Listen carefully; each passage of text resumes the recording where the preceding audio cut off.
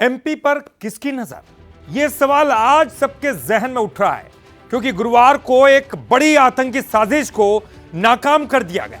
जहां बड़ी खबर मध्य प्रदेश के ब्यावरा से सामने आई, जहां यह साफ तौर पर दिखाई दिया कि एमपी पर शायद किसी की नजर तो है जो यहां साजिश रचाने की तैयारी कर रहा है। मध्य प्रदेश के ब्यावरा समेत देश के 5 ठिकानों पर छापेमारी हुई, जिसमें 5 संदिग्ध आतंकियों को गिरफ्तार किया गया। राजगढ़ के ब्यावरा से कामरान कुरैशी को टीम ने पकड़ा, जिनके पास से हथियार और आईडी बनाने का सामान बरामद किया गया। बताया जा रहा है कि पकड़े गए आतंकी आईसिस के स्लीपर मॉड्यूल सेल से जुड़े हैं और केमिकल हथियार बनाने में ये एक्सपर्ट है, माहिर है और आईएसआईएस के स्लीपर मॉड्यूल सेल से जुड़े हुए हैं। ये मॉड्यूल जो है वो दिल्ली से रांची तक फैला था, लेकिन इस साजिश के साथ ही एक और साजिश भी बेनकाब हुई है। क्या मध्य प्रदेश को आतंकी सरगना टारगेट कर रहे हैं? तो चलिए अब आपको 5 तस्वीरें भी दिखाएंगे, जिनके जरिए इस पूरे नेक्सस को आपके सामने रख रहे हैं। देखिए, सिमी की सुगबुगाहट साफ तौर पर दिखाई दी है। त्योहार टारगेट बनाए जा रहे हैं। त्योहारों पर जिस तरह से फिलिस्तीन के झंडे लहराते हुए देखे गए, कुछ गलत नारेबाजी देखी गई, उसके बाद यह बात सामने आ रही है। और इधर ड्रग्स सिंडिकेट पकड़ाया था, यह भी आपको पता है। और वहीं लव जिहाद की साजिश के एंगल सामने आए थे। तो इसके बाद अब ये बड़ी खबर, क्योंकि जब छापेमारी हुई है तो आतंकी साजिश को नाकाम किया गया है। बड़ी खबर, और इन लोगों को गिरफ्तार किया गया है और बड़ी मात्रा में बम बनाने का सामान मिला है। तो एक बड़ी आतंकी साजिश को नाकाम किया गया है। कुछ बड़ी घटना को अंजाम देने का ये इरादा रख रहे थे। क्या वाकई में सिमी का गढ़ बनाने की कोशिश है? क्या आतंकी गढ़ बनाने की कोशिश है? क्योंकि सिमी से जुड़ी हुई एक्टिविटीज भी देखी गई हैं।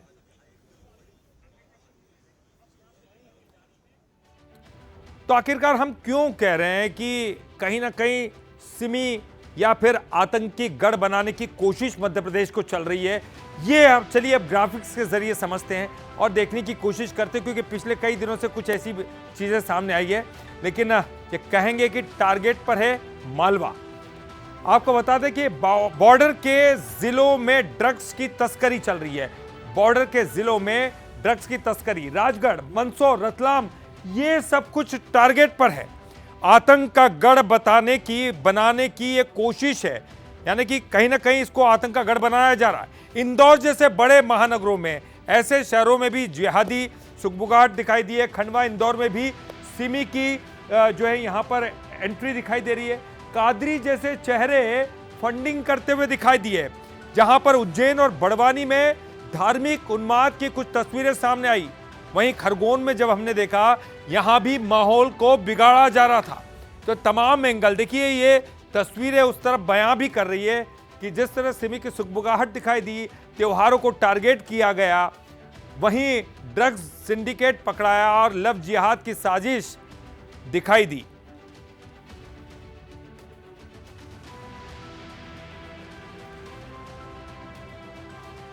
तो देखिए, कादरी जैसे लोग चेहरे जो फंडिंग कर रहे थे। उज्जैन, बड़वानी में धार्मिक उन्माद देखा गया। खरगोन में माहौल बिगाड़ा जा रहा था। और तो सिमी की सुगबुगाहट जो इंदौर में दिखाई। तो सिमी का गढ़ पहले था, बाद में वो हट चुका था। तो देखिए, कादरी जैसे चेहरे फंडिंग करते हुए दिखाई दिए। पार्षद रहे कादरी और फंडिंग कर रहे थे। लव जिहाद जैसे मामले सामने आ रहे हैं लगातार, एक के बाद एक। उज्जैन, बड़वानी में तो धार्मिक उन्माद दिखाई दिया।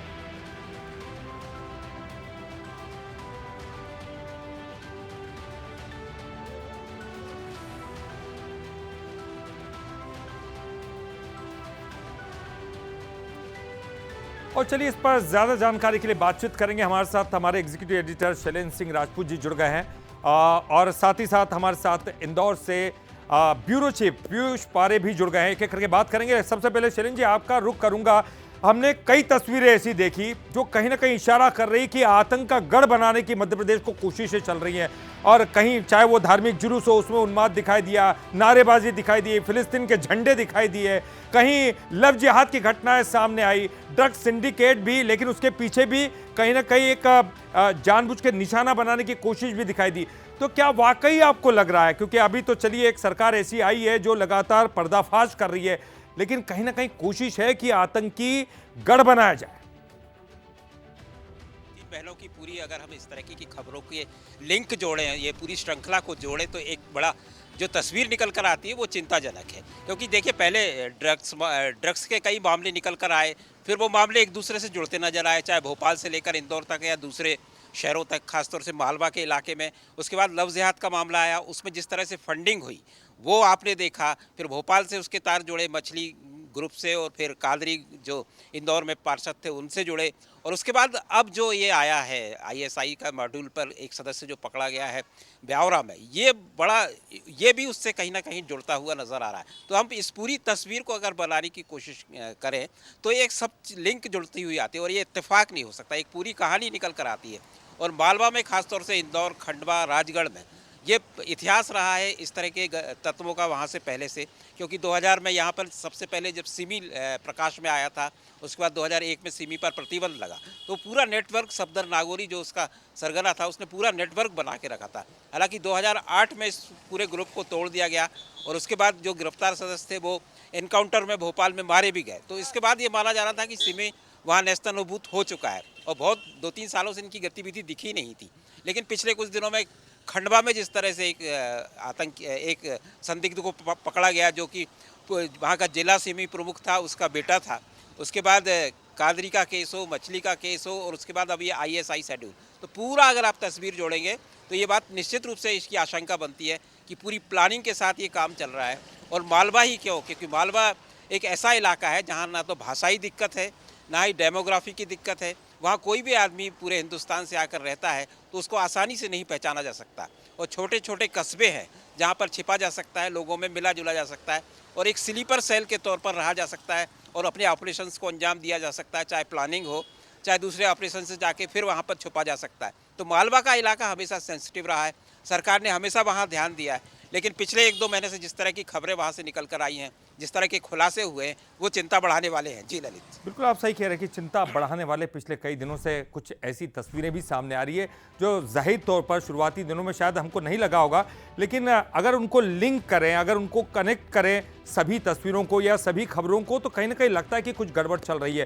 पीयूष, मैं आपका रुख करूंगा, अगर ये मालवा अंचल की बात करें, उज्जैन हो, खरगोन हो, खंडवा हो, या फिर अगर हम बात करें इंदौर शहर की, आप स्वच्छता में नंबर 1 है, महानगर की श्रेणी में है, पिछले कई दिनों में कुछ ऐसी गतिविधियां थी जो सिमी की जिसको गढ़ माना जाता था सफदर नागौरी के ज़माने से, अगर हम बात करें जब कुएं में बड़े पैमाने पर हथियार मिले तब की बात करें, लेकिन पिछले कई दिनों से हमको लग रहा था कि शायद सिमी को नेस्तनाबूद कर दिया, ख़त्म कर दिया गया, और वो अपना दूसरा संगठन बनाकर काम कर रहे हैं। लेकिन पिछले दिनों जिस तरह की गिरफ्तारी हुई और कनेक्शन जो सामने आया, सिमी वाला जो एंगल लाला के मामले में सामने आया कि कहीं ना कहीं सिमी कनेक्शन जुड़ रहा है, उनके लोग, उस गैंग के लोग उस जनाजे में शामिल हुए।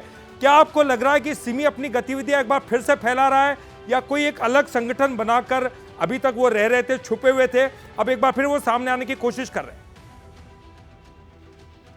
देखिए ललित, आपने सही कहा, और जिस तरीके से कहा जाता है कि करीब 2 दशक पहले कहीं ना कहीं अगर मालवा निमाड़ की बात करें तो ये सिमी जैसे जो प्रतिबंधित संगठन हैं उनका गढ़ कहा जाता रहा है। यहाँ पर सिमी और पीएफआई जैसे जो प्रतिबंधित संगठन हैं उनके बड़े कहीं ना कहीं यहाँ पर सरगना भी गिरफ्तार हुए थे। लेकिन जिस तरीके से एक्शन यहाँ पर सरकार ने लिया था उसके बाद में कहीं ना कहीं इनके गढ़ नष्ट नाबूद हो गए थे। चाहे खंडवा की हम लोग बात करें, उज्जैन के आसपास हम लोग इलाकों की बात करें तो वहां पर भी कार्रवाई देखने को मिली है। लेकिन बीते कुछ महीनों में जैसा शैलेंद्र जी बता रहे थे कि लगातार जो इस तरीके के मामलों में बढ़ोतरी हुई है, चाहे हमने देखा हाल ही में महाराष्ट्र एटीएस ने खंडवा में छापेमार कार्रवाई की वहां से 2 आतंकियों को हिरासत में लिया। आज अगर बात करें तो यहाँ पर ब्यावरा में जिस तरीके से जो आतंकी पकड़ाया है, उसके पास से जो जानकारी इनपुट्स निकलकर सामने आ रहे हैं वो तो बहुत ही चौंकाने वाले हैं।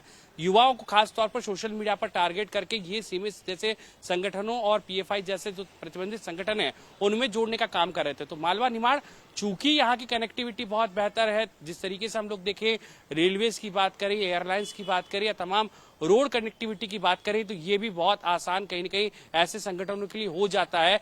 जहां पर कनेक्टिविटी आसान होती है वहां पर अपने संगठनों के पैर पसारना या उसके कनेक्शंस को बढ़ाना भी कहीं न कहीं ऐसे संगठनों के लिए आसान हो जाता है। लेकिन अब एक्शन भी देखने को मिलेगा। हाल ही में अगर बात करें तो अनवर दस्तक की, माफ कीजिएगा, अनवर कादरी की बात हम लोग करें, या फिर जिस तरीके से यहाँ पर सलमान लाला की मौत हुई थी उसके बाद से लगातार ऐसे लोग सामने आए थे। तो कुल मिलाकर कहा जा सकता है कि ऐसे संगठन फिर से पैर पसारने लगे हैं, लेकिन उन पर एक्शन भी उसी तरीके से जो है वो लिया जा रहा है, जिससे कहीं न कहीं इनकी गतिविधियों पर लगाम लगाई जा सके, रोक लगाई जा सके। निश्चित ही पीयूष, बहुत बहुत शुक्रिया आपका भी, और शैलेंद्र जी आपका भी बहुत बहुत शुक्रिया। तो कहीं ना कहीं दस्तक दिया जा रहा है और आतंकी गढ़ बनाने की एक कोशिश चल रही है, साजिश चल रही है, जिसका पर्दाफाश किया गया है। हो सकता है आने वाले दिनों में कुछ और खुलासे होंगे, कुछ और नाम सामने आएंगे। फिलहाल चलिए आगे बढ़ेंगे।